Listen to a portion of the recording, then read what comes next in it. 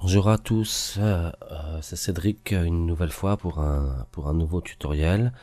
Aujourd'hui, on va essayer de reproduire une image pour laquelle on m'a demandé justement de faire ce tutoriel, qui était celle-ci, avec des patterns Voronoi que j'ai réalisé en utilisant un plugin gratuit que vous pourrez trouver à cette page entagma.com dualgraph ici. Super plugin avec de superbes images. Vous juste devez cliquer ce bouton, vous le téléchargez, vous mettez le plugin dans votre dossier de plugin Cinema 4D et ensuite vous pourrez l'utiliser et essayer de réaliser des choses comme ça, mais j'ai pas tout à fait réussi à faire les mêmes. Je me suis d'ailleurs amusé à essayer de reproduire un peu cette image en moins bien forcément. Ici, je crois qu'elle doit, voilà, elle est là. Alors c'est pas les mêmes textures, c'est pas les mêmes choses, mais ça rappelle. Euh, je me suis amusé beaucoup récemment. Ça c'était une image que j'avais fait à la suite d'un tutoriel raté puisque mon ordinateur a galéré, j'ai eu une grosse série de virus, j'ai dû réinstaller tout le système, quoi bon, beaucoup de galères. Donc l'enregistrement n'était pas bon et j'ai pas produit le tutoriel, c'est pour ça que je le refais une énième fois. Je vous dis pas combien de fois j'ai commencé et à avorté ce tutoriel. Donc aujourd'hui on va parler des techniques. Je suis pas certain qu'on va exactement reproduire l'image en question, mais je vais vous montrer comment j'ai fait pour faire les trous dans la sphère, comment je lui ai donné de l'épaisseur, comment donc ensuite j'ai rajouté ces patterns de Voronoi, et aussi comment j'ai fait la post-production en utilisant un autre plugin gratuit, une série de plugins gratuits pour Photoshop de Google Nick Collection here. Super série de plugins qui vont vous permettre de faire votre post très rapidement en utilisant Photoshop. Je le recommande énormément, donc téléchargez et installez et vous verrez, ça vaut le coup. Enfin, on va aller dans Cinema 4D, on va essayer de voir comment j'ai fait pour reproduire pour faire cette image. Allez, on y va. Donc Cinema 4D, on va se faire une petite sphère, c'est le premier truc à faire. Euh, Puisque les patterns Voronoi marchent mieux avec des triangles, on va utiliser celui-ci là, Ecosahedron. Comme ça nous permettra directement d'avoir des triangles et ça marche mieux pour le dual graph. Donc c'est la première chose à faire, c'est de faire ça. J'ai rajouté quelques segments, on verra, peut-être on va les diminuer par la suite. On verra comment ça avance.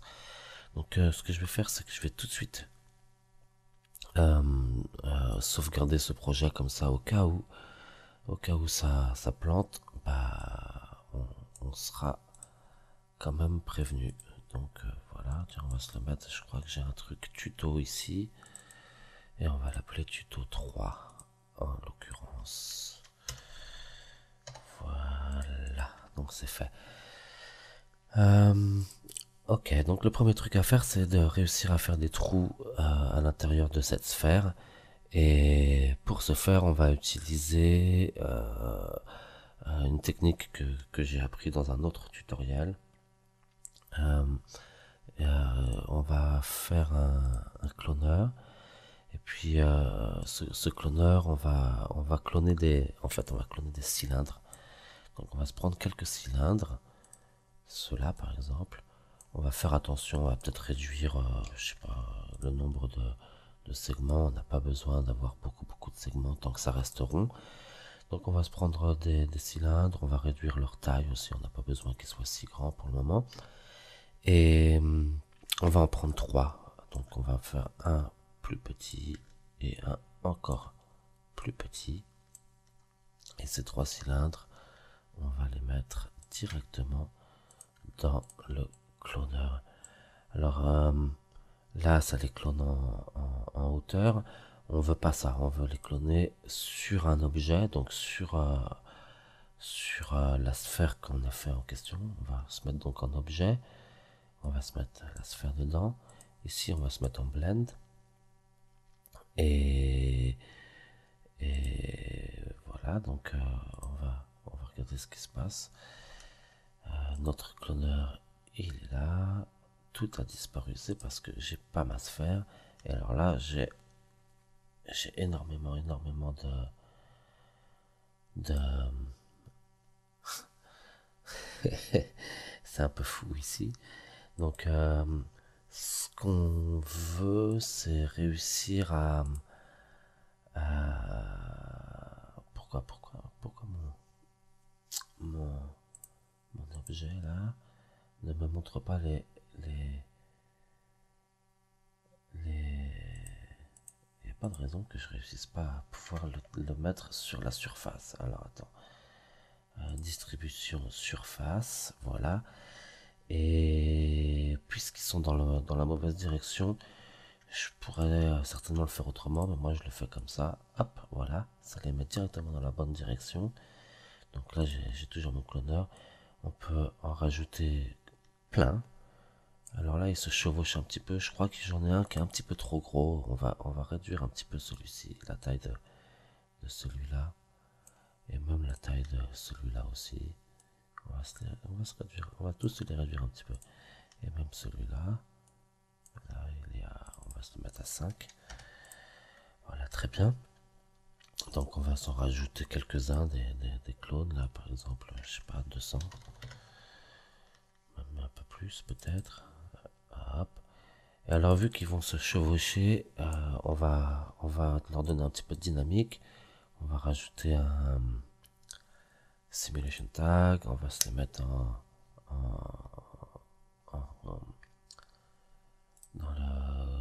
là, on va se mettre apply to children, apply to all. Dans les shapes, on va se mettre cylindre y-axis. On va aller dans les forces, on va rajouter un petit peu de follow et de rotation, la position rotation. Et linear damping, on va rajouter une grosse valeur. Donc là j'ai 500 frames, ça devrait aller. On va voir ce que ça donne quand je joue. Quand j'appuie sur play, voilà, ils se prennent tous une position bah voilà, ils se chevauchent plus, donc c'est génial. Hop, on peut arrêter, on a une frame bien, on va set initial state, on revient là, et donc à partir de ce moment-là, on peut juste se convertir ça comme ça. Alors là aussi, après, je vais faire, j'ai entendu souvent beaucoup de gens, ils font un clic droit et ils vont faire sélectionner Children, et après ils vont faire encore un clic droit et après ils vont faire Connect Object and Delete, et ça marche très bien, il n'y a aucun problème avec ça. Mais si vous appuyez sur la molette du milieu de votre souris, ça sélectionne les Children, donc ça une manip de moins à faire. Et voilà, donc là on a notre cloneur. Il est plus cloneur, mais il est comme ça. Et ça, c'est chacun de ces cylindres va faire un trou dans notre sphère. Donc ce que je vais faire, c'est que je vais lui réduire la taille pour pas avoir un truc gigantesque par la suite. Et on voit dans notre sphère, ça va donner à peu près quelque chose comme ça. Donc partout où vous avez une intersection, en utilisant le boule, ce qu'on va faire là, vous aurez un trou en fait. Ça c'est génial. Donc là on va se mettre en A-B, on va faire ça. Et si je ne m'abuse, on va mettre le A moins le B. Et donc, là, voilà, ça y est, on a nos trous dans la sphère. Et ça, c'est génial, c'est exactement ce qu'on veut. Donc, je vais directement rendre ça en éditable aussi. Donc, si, j'appuie sur la touche C, j'ai ma sphère, elle est là, et on est bon, on va sauvegarder ça en attendant. On a plein de trous, ils se chevauchent pas les uns les autres, c'est parfait, ça me va bien. C'était la première étape. La deuxième étape, c'est de lui donner un petit peu de l'épaisseur, parce que si on revient sur notre image, là on voit qu'on a un petit peu d'épaisseur, et je trouve que ça fait joli. Je l'ai pas fait dans tous les modèles. Sur celui-ci, il n'y avait pas l'épaisseur par exemple, c'est moins joli. Donc on va aller lui donner un petit peu de l'épaisseur. Plusieurs façons de le faire. On peut le faire en allant simulate, close surface, et on peut le mettre dans là, peut-être enlever la pardon, je me suis un peu trop si c'est ça. Donc lui enlever la subdivision et lui donner de l'épaisseur ou de l'épaisseur négative. Donc ça marche très bien. Il y a une autre façon de le faire aussi. Je sais pas si c'est mieux ou moins bien. C'est une autre façon, je vais vous la montrer.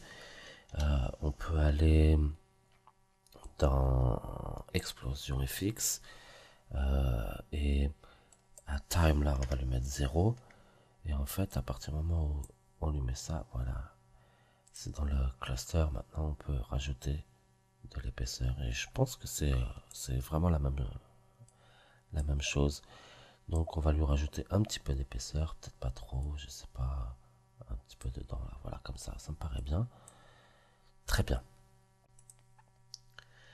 Donc me voici de retour après un petit plantage. Heureusement que j'avais sauvegardé, j'ai déjà donc cette sphère. On va vite fait lui donner un petit peu de l'épaisseur en allant ici. On va enlever ça et on va se mettre là.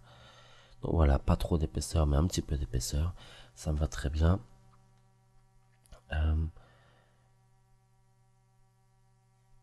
Ok, on est bon là. Allez, on y va, on continue. On va se mettre ça en current state to object. On va enlever ça, on est très bon. Maintenant, on va commencer notre Voronoi pattern. Donc, c'est dans plugin. Il est là. Je vais avoir besoin de 2 fois ça. Donc, on va le prendre 2 fois. Hop, on met notre sphère dedans et ça va calculer, ça va nous faire le premier pattern. Très bien, très joli. Et on met le deuxième. Et ça va nous faire le deuxième pattern. Ça va être encore plus joli. On va voir ça dans 30 secondes. Voilà, très bien. Allez, current state to object, si l'ordinateur me le permet, sans planter cette fois-ci, ça serait génial. Je vais sauvegarder, tiens. Et c'est quand même la current state to object encore. Et une fois qu'on aura cet objet, ça devrait marcher mieux. Mais depuis que j'enregistre, je vois que je galère. Je sais pas ce qui se passe. Je sais pas si c'est toujours ce virus que j'ai eu, même après réinstallation. Est-ce que ça continue de me poser des problèmes? J'en ai bien l'impression, malheureusement. Et pourtant, j'ai réinstallé presque tout, mais en utilisant des petites techniques pour pas avoir à tout refaire et des backups et tout ça. Donc bon, on verra. Tout à l'heure, ça a planté au moment de faire les extrusions.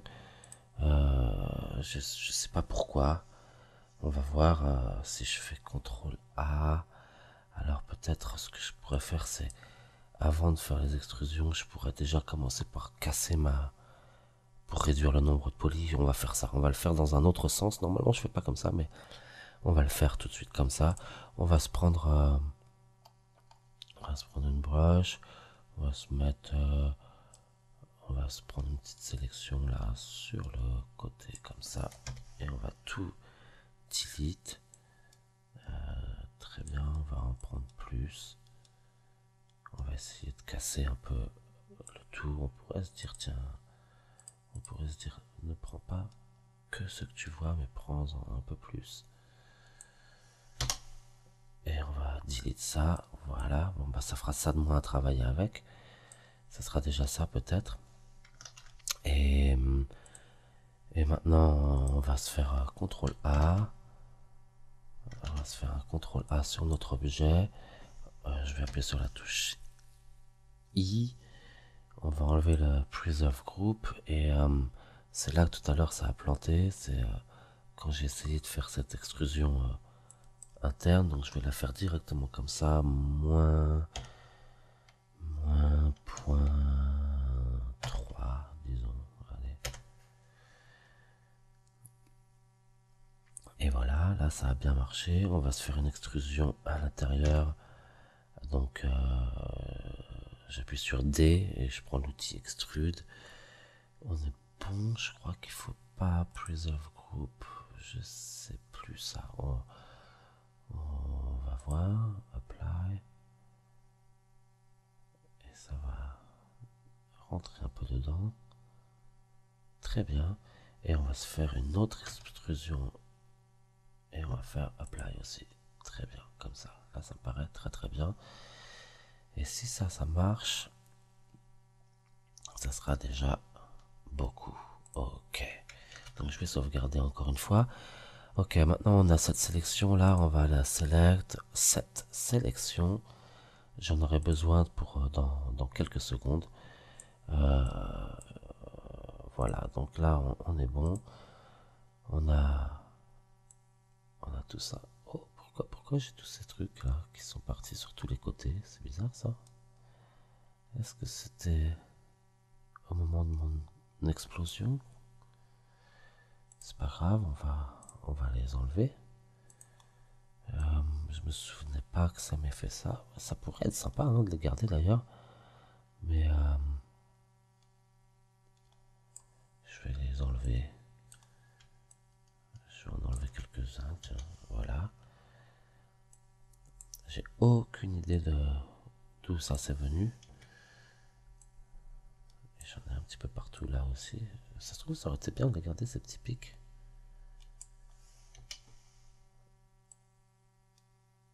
Mais c'était pas prévu. Donc je vais pas les garder. Et là. Et s'il y a quelqu'un qui sait ce qui s'est passé, bah, vous pourrez me le dire. Je vais en garder quelques-uns, ça sera sympa. C'est toujours bien d'avoir des choses aléatoires. De toute façon, quand on fait des formes abstraites, il n'y a pas de raison de se prendre la tête à vouloir tout nettoyer. C'était une petite erreur, certainement, mais c'est pas très très grave. Voilà, moi ça me va. J'ai mon pattern, j'ai tout ce qu'il me faut. Je suis bon avec ma boule, elle est jolie, il y a des pics. Pourquoi pas? C'est très bien. Ok, donc on continue. Là, on en est là. On a nos patterns. Ça, on se le mettra dans une... pardon, pas dans une array. Bien que ça pourrait être sympa. Mais c'est pas du tout ce que je veux faire. Dans une subdivision. Une surface de subdivision. Ça sera plus joli quand on fera notre rendu. Pour le moment, je vais travailler sans. Ok, donc là, on est là. Maintenant, c'est le moment d'animer notre pattern Voronoi de façon à avoir certains endroits où ça va sortir, certains endroits où ça sera à l'intérieur, et quand on va faire notre matériel, notre shading, ça va être important de voir quoi. Vous allez voir comment ça va passer. Donc on va se prendre un jiggle effect. celui-là. On va aussi avoir besoin d'un tracteur.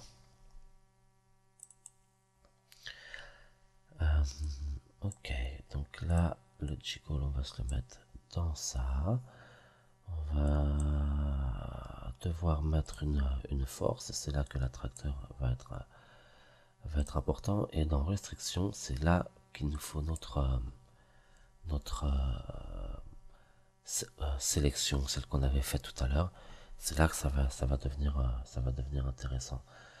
L'attracteur, il est là. Bah, à mon avis, la force, elle n'est pas assez forte. Moi, je voudrais que ça l'attire comme ça. Alors, on va mettre, je sais pas, par exemple, moins 50.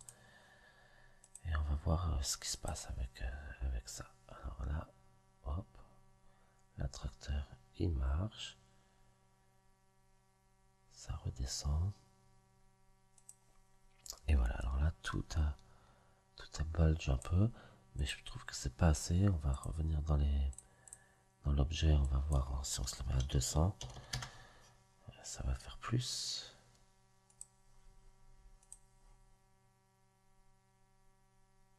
Ok. Et alors là, on a tout l'ensemble de l'objet qui bouge d'un coup. Mais une fois qu'on va dans l'attracteur jouer avec le fall off, ce qu'on va faire tout de suite d'ailleurs, tiens, prenons-nous une sphère, pardon, à laquelle on va réduire le radius. Et cette sphère, on va la mettre dans l'objet source. Pardon, il faut d'abord la mettre en éditable. Donc dans l'attracteur, on va se la mettre dans l'objet source, là. Et maintenant, on va voir qu'en fait cette sphère, elle va agir le fall off, pardon. Le fall off, il va agir que à l'endroit où il y aura la sphère. Donc voilà, on peut se le garder comme ça. Et on va voir ce que ça donne si je joue. Voilà, et là, voilà, il n'y a pas l'action. Et voilà, c'est très bien. Ça me va très bien, ça. Ok. Donc là, on est bon. On va...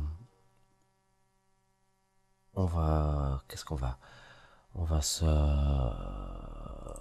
On pourrait animer. Si c'était pour une animation, ce que je ferais, c'est que cette sphère, je lui mettrais un petit tag, par exemple un vibrate. J'animerai la position, je sais pas, un truc probablement comme ça. 200, ça doit être peut-être beaucoup. Tiens, en fait, on va laisser à 100 pour voir ce que ça fait. Et là, par exemple, point 4. Point 4. Et qu'est-ce que ça ferait si on regardait que la sphère, pour voir. Voilà, donc elle va bouger comme ça. Et donc du coup, ça va nous donner un effet d'animation du pattern là. Alors on va regarder. Là, ça bouge ici. Et puis forcément, ça se déplace. Ça revient. Ça va ressortir. Donc voilà. Là, on est bon. J'aurais pu ne pas l'utiliser l'outil sphère. Celui-ci, je veux dire, pardon, le vibrate. Mais je vais le garder pour le moment. On va le garder. Ok, passons à la partie shading, à la partie matériel. Donc moi j'utilise Arnold. Ça va nous faciliter la tâche pour beaucoup de choses. Mais avant de commencer à faire le matériel, on va devoir utiliser un petit tag là qui se trouve dans caractère tag et qui s'appelle tension. C'est super. On va On va se mettre un petit amount, 5 par exemple, make map, et on va appuyer sur fix tension. Ça nous a fait une vertex map. Si je la regarde, on va regarder ce que ça fait là. Et voilà, donc là où ça commence à s'activer, on voit ça change de couleur en fonction de là où l'effet s'applique. Donc on va continuer, on va le laisser voir jusqu'où on peut aller. Voilà, par exemple là c'est pas mal. Je vais réduire mon nombre de frames, on est à 22, je vais me mettre à 30. Très bien, j'en aurai pas besoin de plus. Et je vais faire une petite sauvegarde. Ok, donc là on est bon, on a ça, et on va regarder comment on va se servir de tout ça. Dans Arnold, on va créer un nouveau matériel. Ce matériel, on va utiliser le node mix, c'est le premier truc qu'on va devoir mettre dans notre network. On va utiliser deux standards shader, un A et un B. On va devoir utiliser quelque chose pour lire donc cette vertex map. Lui, ça va être le input 1, lui ça va être l'input 2, lui ça va être le mix. Le mix, ça va être notre vertex map. Donc maintenant on va leur donner des couleurs juste pour voir le résultat quoi. Par exemple, prenons un bleu. Ici on mettra le spécular et tout ça après, on va s'en occuper après. En fait j'aurais pu m'en occuper maintenant, mais oui, pourquoi pas. Avant même avant même de le faire, je vais faire directement me mettre comme ça m'évitera d'avoir à le faire deux fois.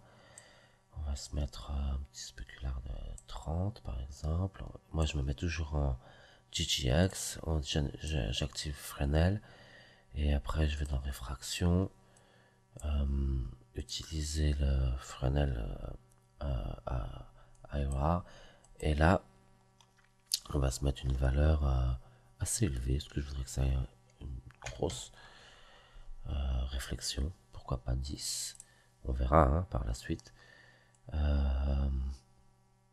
Et là je suis bon, donc là maintenant je peux le copier lui et le mettre en 2, voilà, et comme ça je peux lui changer la couleur. Par exemple on va se mettre du vert, j'aime bien ces couleurs. Très bien. Il nous faut de la lumière, sans lumière on verra rien si je le lance là. Donc on va se mettre une petite Aera Light. Alors on pourrait utiliser un ciel avec un HDR, mais je vais le faire au plus simple. Juste me mettre une lampe là comme ça, juste par ici. On va se la reculer, on va se la dupliquer, on va se la mettre au-dessus de notre sphère pour avoir aussi de la lumière là comme ça. Alors là je suis peut-être un peu proche, on verra. Je vais leur monter un petit peu les samples, pas beaucoup, et l'exposure un petit peu, on verra. C'est tout ça, ça va aller après. Je vais aussi me mettre quand même un studio quoi. Pourquoi pas celui-ci. Donc là je suis très bien.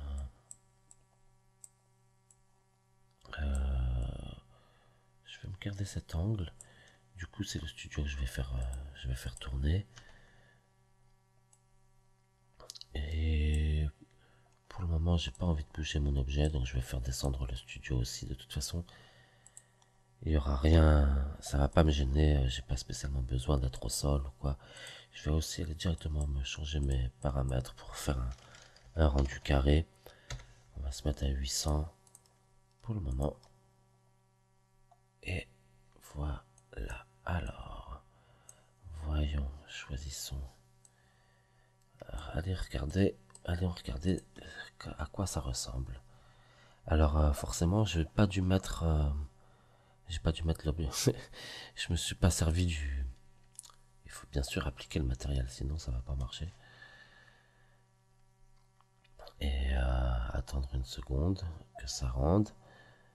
Ce matériel, est-ce que j'ai bien appliqué la vertex map là? Oui, elle est là, elle est bonne. Donc tout est bon, il n'y a plus qu'à attendre que mes couleurs arrivent. Et du moins, il n'y a aucune raison qu'elles n'arrivent pas. Donc j'aimerais savoir qu'est-ce qu'il se passe. Mon matériel. Ah, je sais, j'ai oublié de le. Dis donc, que d'oubli. Enfin voilà, ça y est, on y est. On y est tellement que ça m'a l'air d'être bien joli.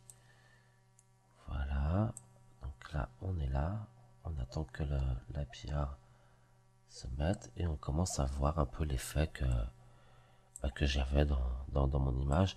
Donc on peut continuer à aller un peu plus loin avec ça et voir les différents shadings qui vont arriver, puisque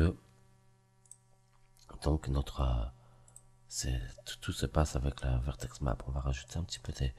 Tiens, on va se remettre au début. On va sauvegarder, on va se rajouter quelques frames pour voir si on peut trouver une bonne frame, jusqu'à 50 peut-être. Et on va laisser tourner pour voir ce qui se passe. Donc là, ça serait bien franc. Si par exemple là je regarde ça, là on a donc du vert mixé avec du bleu. J'ai quand même l'impression d'avoir raté quelque chose au moment où j'ai fait mes extrusions. Est-ce que c'est possible ça que j'ai raté ma sélection?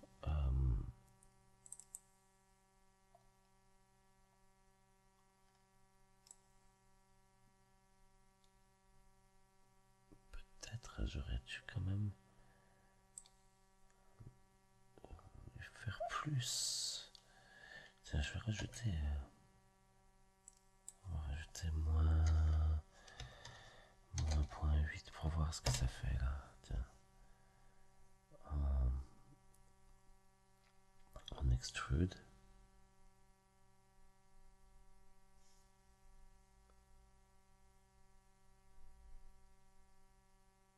Génial. Et en fait, ça va être mieux. Super, c'est déjà mieux. Donc, j'étais pas allé assez profond, ça va être plus joli. Ok, donc revenons sur notre modèle. Regardons à quoi ça ressemble. Et on va continuer. Mais même là, regardez, c'est joli quoi. Et si je remets la subdivision surface, ça va adoucir tout ça quoi. Et franchement, ça devrait déjà le faire bien quoi. Alors forcément, ça rame un peu. Il faut attendre que la PR s'update. Et ça va arriver, normalement. Donc, voyons voir. Voyons voir. C'est joli cette image. C'est pas mal du tout. Par contre, j'ai pas l'impression que la subdivision surface fasse son effet. En tout cas, l'effet escompté. Ah, ça y est, ça s'est mis. Voilà, ok. Donc là, on est bon. Et ben voilà, c'est presque plus ou moins l'image finale. Hein. Ensuite, ce que j'ai fait, c'est que j'ai joué avec le lighting. J'ai aussi, je m'étais amusé à revenir en sélection de polygones. J'avais fait select only the one I want et je m'étais pris une petite sélection de polygones, un truc aléatoire à l'intérieur de mon premier d'ici là. Et ce que j'avais fait, c'est j'ai copié mon matériel, je suis allé dans l'éditeur, j'ai changé les couleurs pour des couleurs un peu différentes. Par exemple, tiens, mettons du rose pour celui-ci et du violet, par exemple, pour celui-là. Ok. Et cet objet, celui-ci, je l'ai appliqué directement là. Voilà. Ok. Alors là, bon, on pourrait jouer avec les couleurs, peut-être les mettre un petit peu moins flash. Et peut-être que celui-ci, j'aurais dû rester dans une couleur peut-être plus similaire aux autres. Voyons. Voilà, par exemple. Donc, c'est chouette, hein. Et peut-être que ce vert, il est un petit peu flash aussi, quand même. On va aller voir là. Standard. Il est peut-être un peu flash. Ok. Par exemple. Donc, voilà ce que j'avais fait. Il nous reste à... Alors, bien entendu, j'avais aussi... ce que j'avais fait, c'est...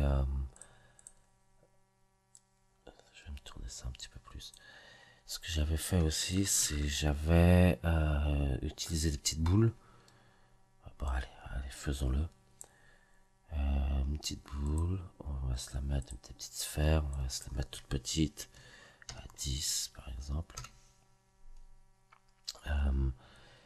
Et on va se mettre un plan par terre au niveau de notre studio, à peu près ici. Voilà. Je pourrais faire ça de façon beaucoup plus précise, mais ça va aller. On va se le mettre un peu plus grand. On va se le mettre à, je sais pas moi, 2000 par 2000, comme ça on aura de la marge. On n'a pas besoin de polygone, de subdivision. Et ça va être un truc temporaire, ça sera juste pour notre action. Donc là, cette petite boule, on va se la mettre dans un mot graphe cloneur. Elle est là, on va se la cloner. Alors ce qu'on va faire, c'est qu'on va se mettre pour une minute, on va se mettre en solo. Pardon, c'est le cloneur qu'il faut que je prenne en solo pour le moment. Tiens, on va se mettre une petite caméra aussi temporaire. Voilà, donc là, ok, on est en cloneur. On va se le mettre en grid array. On n'a pas besoin qu'elle soit très large. On va se la mettre de 100, 100, 100.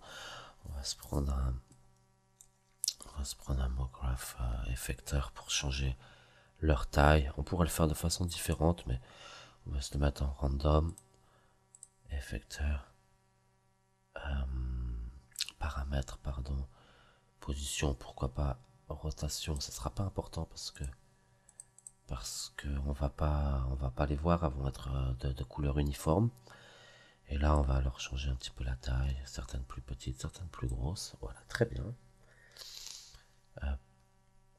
Peut-être qu'elles sont un peu grosses, donc je vais réduire la taille de celle-là à 5, disons. On verra. 7. Ok, pas besoin de beaucoup de subdivision. On en rajoutera si c'est pas assez. Peut-être quand même un petit peu plus. On en rajoutera si c'est pas assez, ou alors on mettra un tag, on verra. Mais pour le moment, pour travailler, c'est très bien comme ça.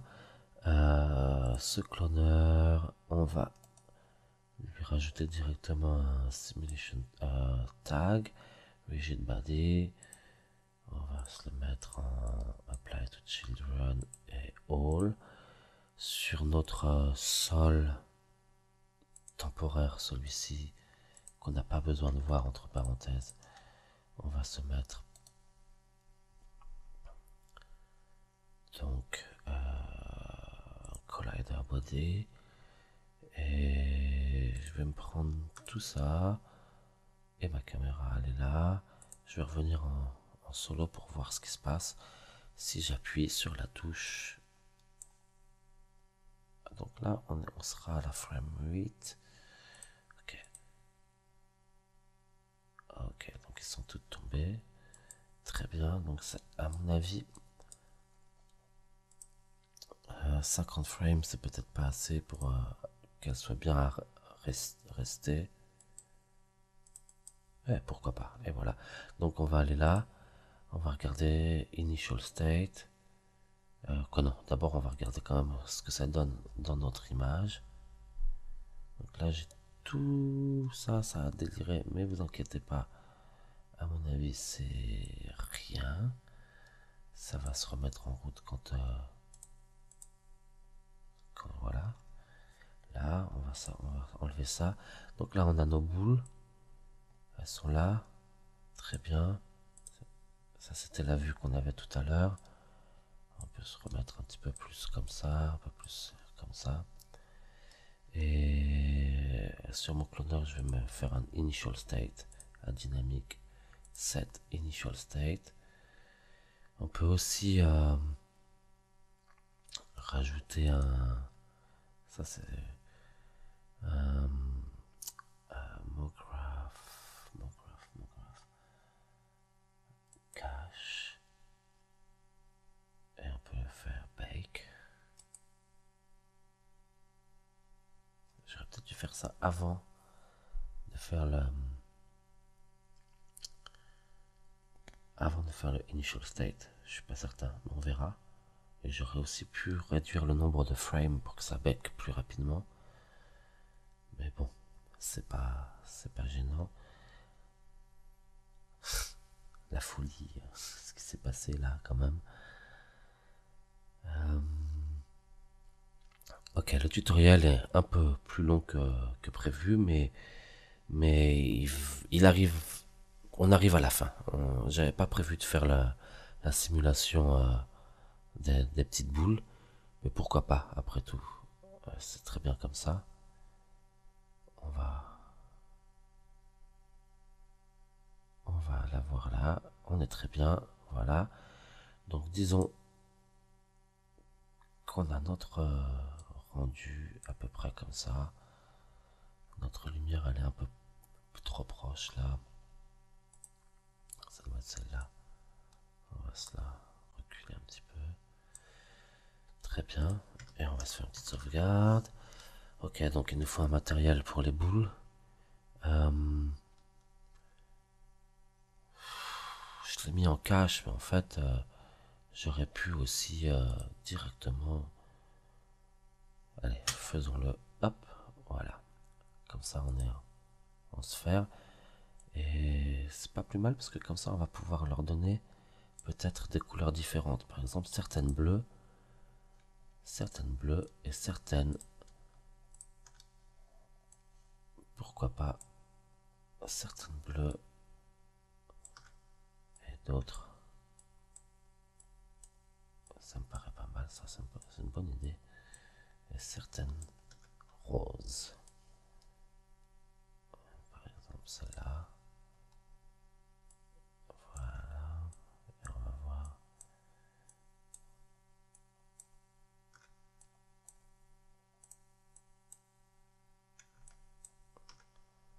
Ok, je me suis un petit peu mal pris. C'est pas grave.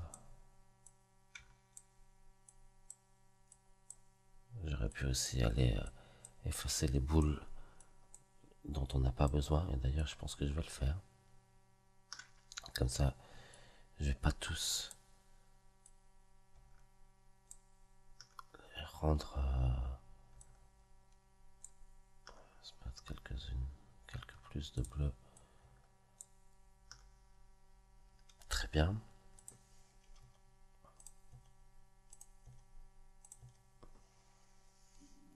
Ce que j'aurais pu faire, c'est me mettre une caméra, comme ça j'aurai cet angle de vue qui me paraît bien. Et si je reviens là, que je regarde ça, c'est ces deux-là. J'ai pas beaucoup de boules que j'utilise pas en fait. Hein. Celle-là, celle-là. Voilà, on est à peu près. En fait, on les voit à peu près toutes. Voilà, ok. On est bon. Est-ce que j'ai effacé ma lumière? Qu'est-ce qui s'est passé là? J'ai enlevé ma lumière, c'est ça hein? Attends, toi. CTRL Z, CTRL Z, CTRL Z, CTRL Z. Ok, on ressort de notre caméra. On va se reprendre cette petite boule. Mais non, je peux pas enlever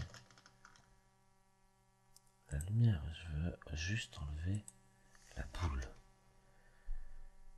Pourquoi ça me fait ça? Qu'est-ce que j'ai fait? Comment dit? Pourquoi je prends le studio? Je veux pas ce studio, je veux que cette boule. Là. C'est laquelle? Celle-là. C'est tout ce que je veux. Bah, dis donc, je galère, hein. Et cette petite boule-là. Ok. Bon, bah, dis donc. Enfin. On y est. Je crois pas avoir besoin de cette caméra. On y est. On est à peu près rendu. Plein de choses qu'on peut faire.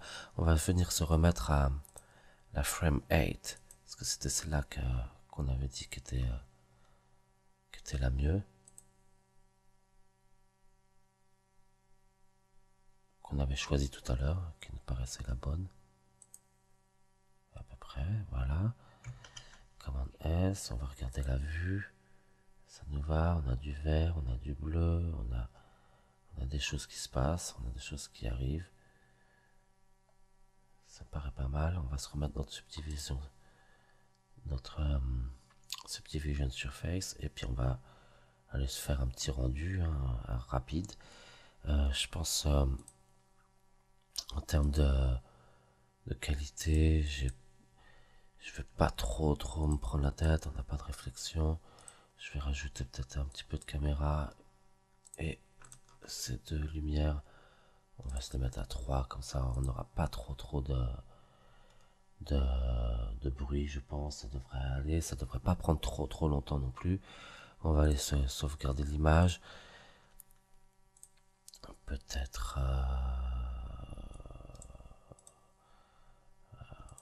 on va se la mettre là. Tuto. Ok, on va faire new folder. Tuto render. Et on va se le mettre dedans. Et on va faire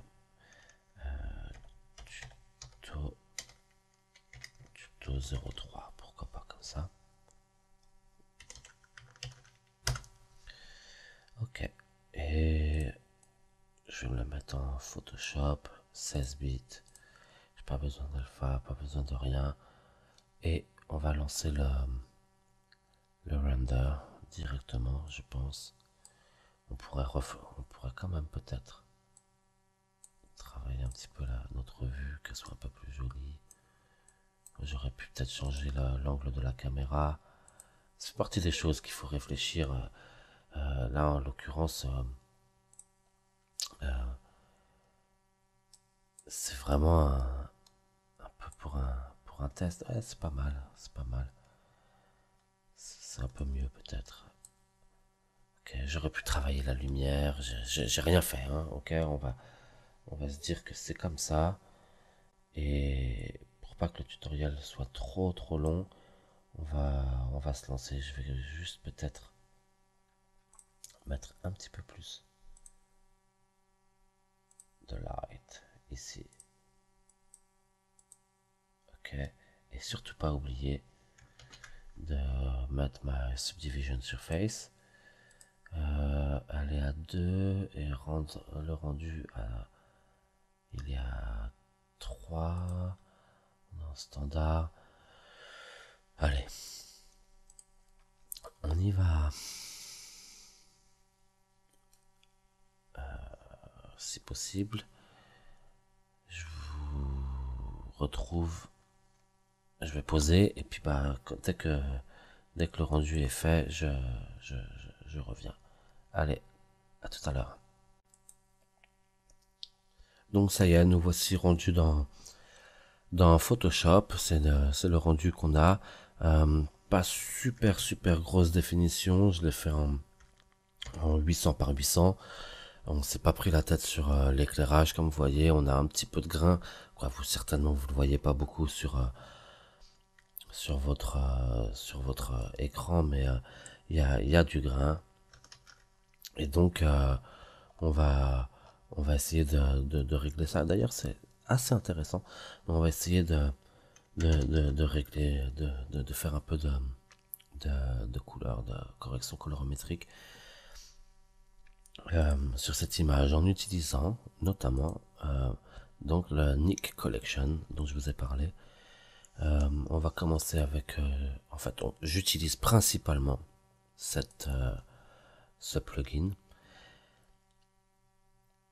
Vous remarquerez quand même que l'image est intéressante. Alors il y a plusieurs caméras. On peut choisir classique caméra, black and white, color cast. Donc on peut faire des choses. Ouais, c'est sympa. C'est très différent du rendu qu'on a, mais ça me rappelle beaucoup Magic Bullet Look de Red Giant, sauf que c'est gratuit et que c'est pour Photoshop. Mais c'est vraiment sympa si on n'a pas trop d'idées de comment utiliser Photoshop, ou qu'on connaît Photoshop mais qu'on n'a pas envie de passer des heures et on veut regarder quelques presets. C'est un des presets que j'utilise le plus, le caméra 4, j'aime beaucoup, j'aime en général le caméra 7. Et après, bien entendu, on peut rentrer dans les paramètres de chaque effet ici. Donc on va voir, tiens, par exemple, ça m'a l'air bien flashy. Ça dépend de l'effet qu'on veut rendre. Je vais regarder encore les couleurs cast, là, je les ai jamais utilisées. Je trouve qu'on pourrait, pour faire un petit truc pastel, alors peut-être pas aussi pastel, mais ça me paraît chouette. Alors on peut comparer l'original, le et le et le et le retravailler. Je suis pas certain à 100% que j'aime tout, mais on pourrait le prendre en base et avancer. Vous voyez là, le fond, ça le change beaucoup quand même. On va voir. Donc on va se prendre celui-ci et on va voir sur le côté. Alors le film type, si je l'enlève, ça m'enlève un peu de ça, et j'ai aussi light leak là en l'occurrence qui donne toute cette teinte au fond. Donc là, ça y est, on a perdu tout l'effet. Donc l'effet c'était réduit à ça. Alors si je rajoute le film type, ça me paraît bien. Donc mieux sans le light leaks. Donc je veux pas le light leaks. Dans les basic adjustments, bon, ça en général je m'en sers pas trop puisque je le fais quand même dans Photoshop. Par contre j'aime bien les rajouter dans le camera kit. Donc je vais enlever le light leaks. J'aime bien rajouter peut-être de flou directement comme ça. On peut voilà, c'est sympa. Mon devant, il a du flou. Il n'y a pas besoin de se prendre beaucoup la tête. On peut en rajouter sur le haut de la sphère si on veut, comme j'avais fait. Mais là, je crois que je vais pas trop le faire. Il n'y a pas trop de raison. Ce qui serait bien, c'est si le derrière de la sphère en avait un petit peu. Donc peut-être si on le fait un peu rotate, ça serait trop, forcément si je faisais ça, mais on peut quand même regarder, attends. Si le centre de notre image est ici, peut-être ça fait beaucoup. Hop, et que je réduis un petit peu l'effet. Donc là, nos bouts là sont... Enfin, voilà, pourquoi pas. Après, on peut faire brush ou OK. Si on fait brush, ça va nous rajouter un masque. On peut le rajouter nous-mêmes, donc en général, je m'en sers pas. C'était notre original et c'est ce que c'est devenu. Donc on a avec ou sans effet. Maintenant, on peut se rajouter une vignette, on peut continuer nos couleurs. Je vais aller, pardon, je vais aller rajouter juste pour voir un petit peu de contraste, comme ça. Et en général, ce que je fais, c'est, j'aime bien juste me rajouter des levels pour regarder ça quand même. Ça, c'est sympa parce que ça nous permet de clip out les blacks et les blancs comme ça, pas beaucoup mais un petit peu.